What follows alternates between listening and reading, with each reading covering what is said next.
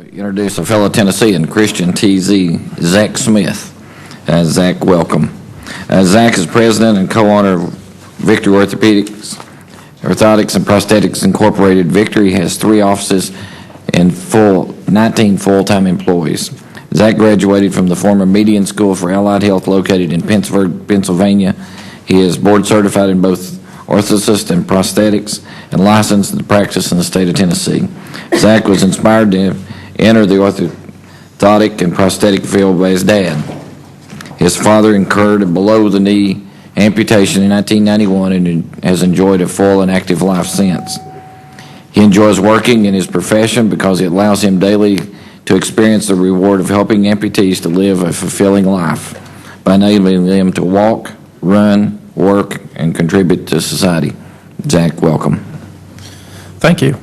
Thank you, Congressman Davis and Chairman and the committee for your time and dedication to our deserving veterans. As Congressman Davis stated, I've experienced the VA process personally with my father's amputation and professionally as a contracted provider. And my father's positive prosthetic experience is the reason I'm in this profession.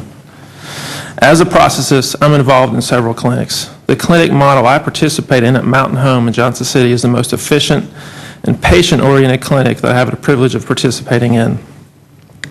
The primary reason for the success of this clinic is the team approach to care. In attendance is a physician of rehab, a physical therapist, a kinesiologist, the VA's prosthetic rep, and the contracted orthotist and prosthetist. The role of each member is as follows. The physician is present to explore the full medical history and current medical condition of the veteran. In addition, she determines if the veteran's current health condition can sustain the use of the proposed prosthesis or orthosis. The physical therapist, kinesiologists are present to review and present the physical therapy history and current treatment modalities. They also discuss future therapy needs of the prescribed orthosis or prosthesis. The contracted orthotist and prosthetist discuss as a team the most appropriate prosthesis or orthosis to best treat the patient.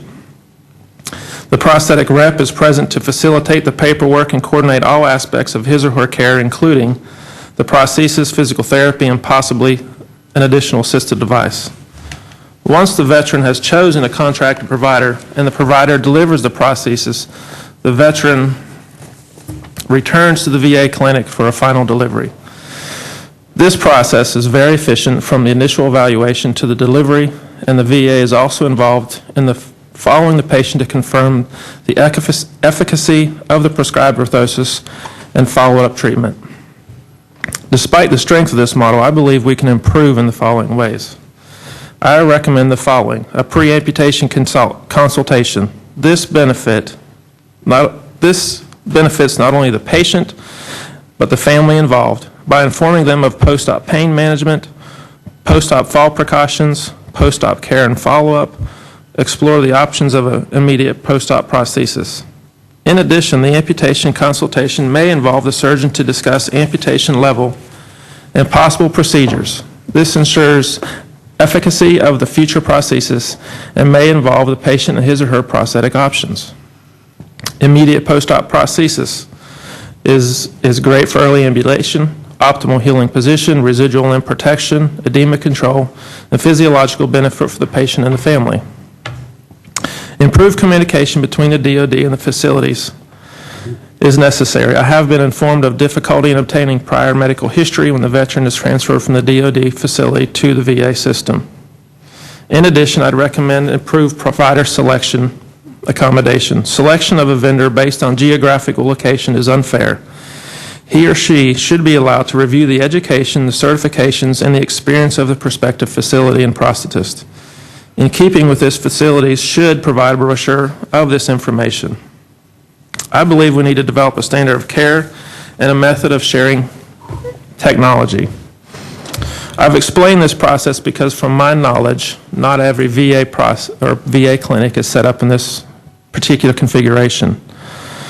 As an example, I'd like to read a short story of a veteran that I had the privilege of taking care of. An example of my positive experience as a VA contractor and small businessman is apparent in my experiences caring for a veteran with above-knee prosthesis in 2007. For the sake of privacy, I refer to him as John. John had been an amputee since 1971. He incurred a traumatic amputation which left him with a very short above-knee residual limb, 4 inches in fact. The trauma of losing a limb and the difficulty he experienced with ill-fitting prosthesis over the years had him contemplating suicide at several instances. However, he came to grips with his situation and has used the prosthesis ever since.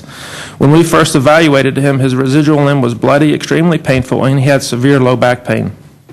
He commonly had to refrain from activities that required a lot of physical exertion. However, given the fact that he owned a farm that required him to participate in strenuous activities, the days following those activities forced him to remove the limb for several days until his residual limb had healed. He repeated this painful cycle over and over again for the last 37 years. Our desire to provide the highest technology and best possible care led us to attend an educational event that taught a method of socket design that far exceeds anything we had previously used, the negative pressure system. In short, we fabricated and fit John with an MPS-style socket that has forever changed his life. He wears the limb each and every day. His residual limb is now healthy and pain-free, and most importantly, he has returned to work on his farm, provides for his family, and improved his sense of self-worth tremendously. Competition-driven patient care. Independent contract providers exist in a very competitive market outside the VA system. We are required by our credentialing organizations to maintain continuing education levels. This market is not based on price, but on service and clinical competence. When price is the determining factor, the low bidder wins, and service is no longer a consideration in patient care, and commitments to continuing education sometimes falter. In fact, service may be cut to make the process profitable for the provider. In the private sector, fees are relatively fixed and clinicians are forced to stay current with technology and technique. The level of service provided determines the success, failure of the provider. This type of competition exists in the clinic that I attend and ensures a high level of service and guarantees that veterans will receive quality care with the highest appropriate technology. In summation, I am proud to be a contractor provider in the VA system. This is a great system, and in my region it works very well. However, the veterans we treat have risked their lives and sacrificed their limbs. They deserve the highest level of care and expertise we can offer. Battlefield medical advancements have saved many lives that would have been lost in previous conflicts. The results are more severely wounded soldiers, more complex amputees to care for. These wounded soldiers deserve every advantage to restore them to productive sons, daughters, fathers, mothers, and whatever else they desire to be. We owe it to them to create and maintain a system of contracting that serves them all.